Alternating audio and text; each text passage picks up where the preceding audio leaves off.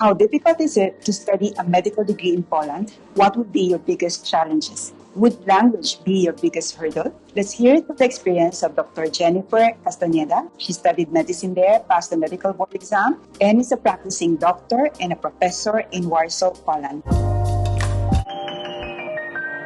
Hi, Avik. Thanks for inviting me over. Yes, it's been worth the wait. So, Jen, my first question for you is, how long have you been in Poland? Well, I came to Poland in 1995, so that makes it 27 years.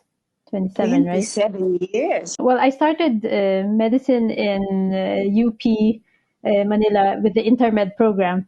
And I guess I was a bit of an idealist. I didn't like the way some doctors treated the patients in the hospital I was in.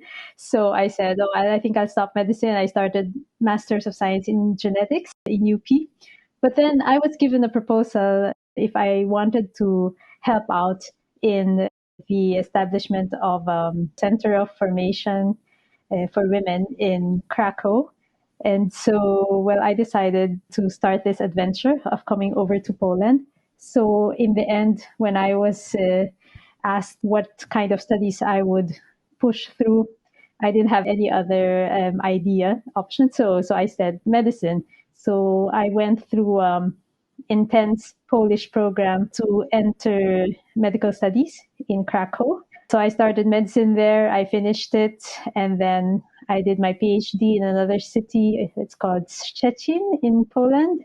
And then afterwards, I actually went back to genetics because I did my specialization in clinical genetics in here in Warsaw in the Institute of Mother and Child, which is a public pediatric hospital and OB-GYN hospital. And that's where I'm working right now as a clinical geneticist in our genetic counseling unit. So, what is the beauty of Poland for you? Looking back in these 27 years, what is the beauty of Poland for you as a professional and as a person? Okay, well, I would say I'd probably direct these words to people who would have to go to another place to study or to work. I think what gave me a lot of positive input in this place in Poland is that it is a place that's culturally very close to my own. I like the way that between the Philippines and Poland, even if the climate is totally different. If I could just show you, and perhaps I will be able to show you the snow that's now falling. I see through the window. So the climate is very different, but cultural wise, probably because of a very similar history of religion that the Catholicism is, as in the Philippines, also it's the religion of the majority here. So cultural wise, not only religion, but then the strong family ties, strong interpersonal relationships. So I think this is very, very valuable here in Poland, and I think it's like a treasure that I myself um, was benefiting from. What would be your biggest hurdle, especially in the beginnings? You're asking about this a big hurdle when you transfer to a different country and you know that you're going to stay there for a lot of years. Aside from the challenges of the language, I think it's the confrontation with sometimes different mentalities. It could be in contrast to what you were used to before. And I think how at least I managed with that is that I was always trying to be at least very open to the differences, but not putting so much attention into the differences. I think what helps is to look for the aspects which unite us, like the universal values that we share with people of different cultures, and not to put so much attention into the differences. To be open to the values which you could even learn from them. But I also think it's very important to keep your own culture, your own traditions in their place, not to compare. I just learned later on not to say, oh, we did it in a different way in my country. Adapt yourself to how the people live in this place, because in the same way that you're learning from others, actually you're enriching them.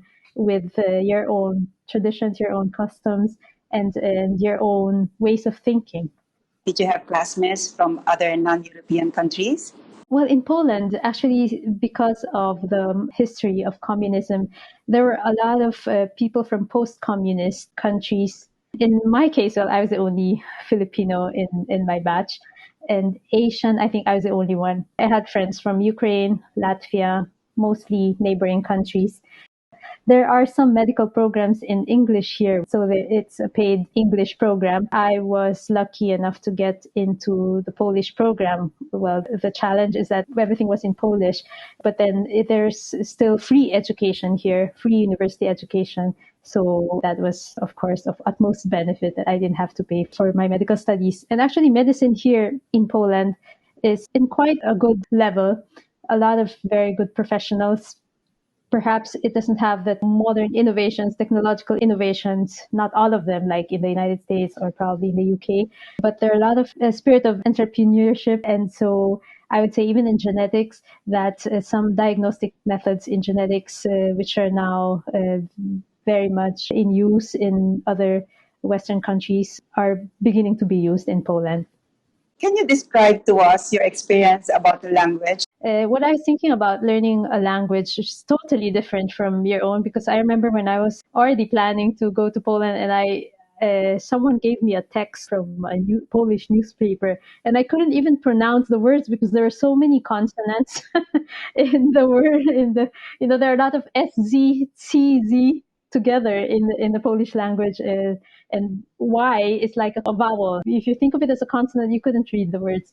But anyway, what I was thinking in general, I think what helped me was not to be such a perfectionist, because I know of some people who were like, they would only speak the language if they knew that they had it in a perfect state. I mean, that they wouldn't commit errors. And I think that's a very erroneous way of trying to learn a language in a country where you know that you will live for many more years.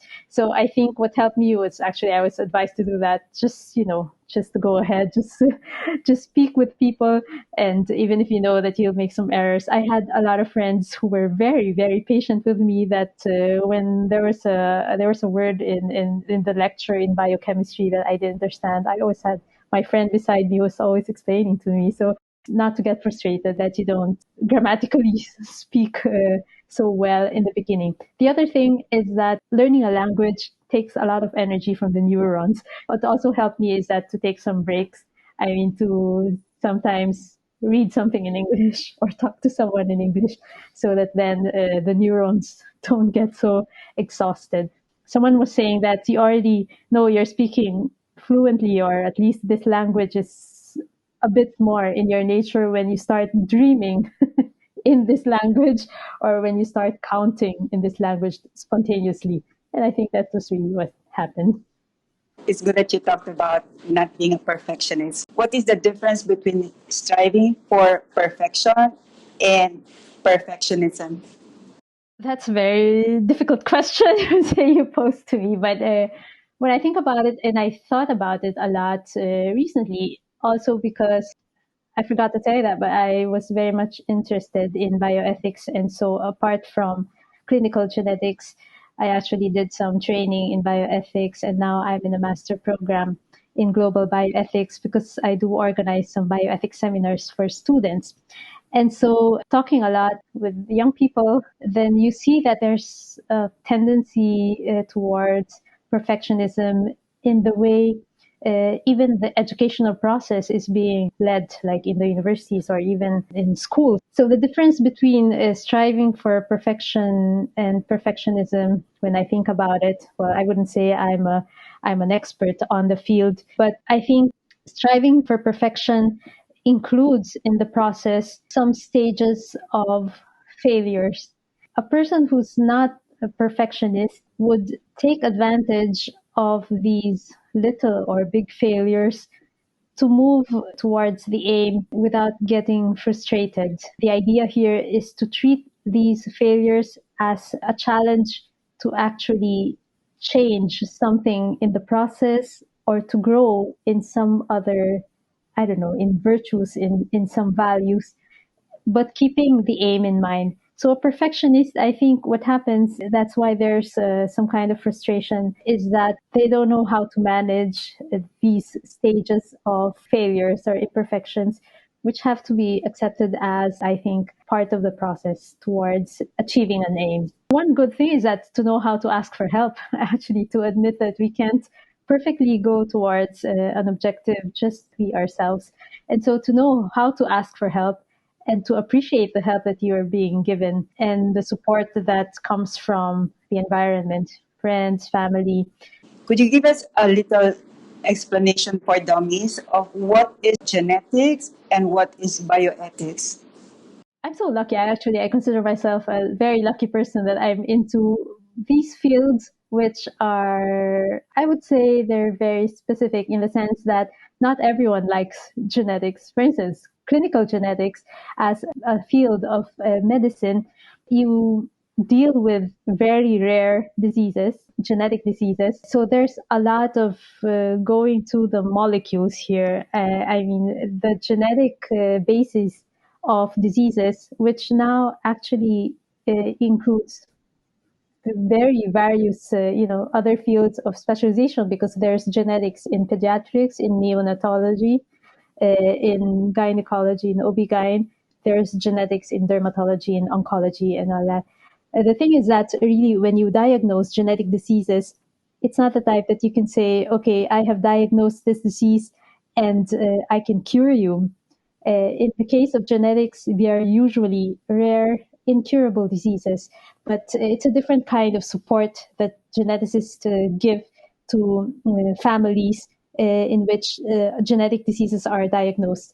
I would say it's more support, like giving much more information on this rare disease, which is very difficult to know so much about it because other doctors would know less probably because they're very rare. The kind of psychological support or to give them more information on what could be the surveillance in the case of a child with a genetic disease. So it's difficult to cure, uh, quite impossible in most genetic diseases, but you can care for someone in a different way. And bioethics is actually a field which is, of course, not only tied to genetics, but to all different fields of biological sciences. And bioethics is keeping the person, the good of the person in mind. Bioethics is a part of philosophy. And I think when one is involved in such a very molecular field like genetics, bioethics gives the professional a wider perspective because it makes you go from the molecules to the person himself. Bioethics deals with the ethical aspects of biological sciences. And I would say that in genetics, there's a lot of it. How you use the genetic technology, how you diagnose, for instance, fetuses during the prenatal period. So there's a lot of different areas. Actually, when you said from molecules to person, I totally understand it now. That's good. Very simple for dummies, really. So there are only 4 more minutes, and Dr. Jen has to go to another appointment. So my last question would be, if there are some professionals who are moving to another country for professional development, for graduate studies, like what you have experienced, what would be your top 3 advices for them? First, to keep the aim in mind, why we're going to another place, then I think to keep this objective in mind helps us to go through the process of the hurdles, the difficulties in order to reach the aim. At the same time, is to accept that there will be some difficulties, to accept that that's part of the process, and to admit it to people and to take advantage and be thankful for the support that other people can give. So that's one. The second is to be very open to the differences in culture, customs, traditions, to try to see what is very positive in these differences that we see. And the third is probably to take care of oneself, a very hygienic way of life. That means to know how to rest, to know how to take care of friendships, of interpersonal relationships, to be in touch with one's family. So I think that's what I would say. Amic, thanks so much for the interview, and it was wonderful to be chatting with you on this Sunday evening there, morning here. But anyway, Yes. have a very blessed Christmas to all of you. If you like this video, you better watch this and also this other one. Don't forget to subscribe, click the notification bell so that you will know when I am uploading. I'll see you in the next one.